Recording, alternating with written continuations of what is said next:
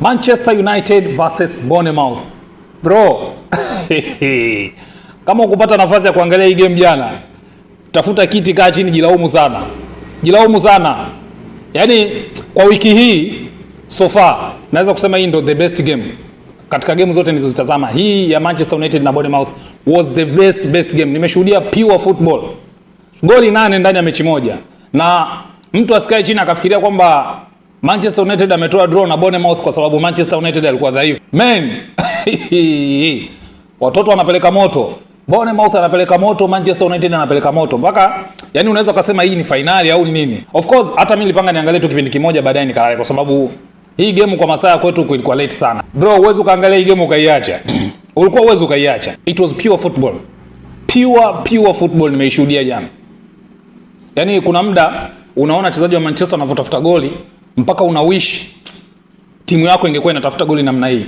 Kuna muda unaona Bournemouth wanavyotengeneza nafasi, unatamani I wish timu yangu ingekuwa na intensity kama hii katika game. Hii Manchester United ya sasa hivi pale mbele ile ni bomu limetengenezwa na Mourinho.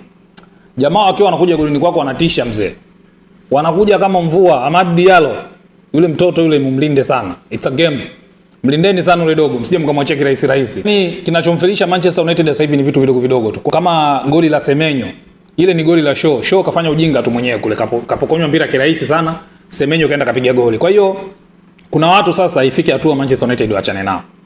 So kama itawezekana waachane nao, wao wanakaa bench pale kama wachezaji wa akiba. Casemiro jana kafundishwa mpira na mtoto mdogo yule Scott jana kapiga mpira mwingi mzee pale katikati, kakichafua, katengeneza nafasi nyingi sana.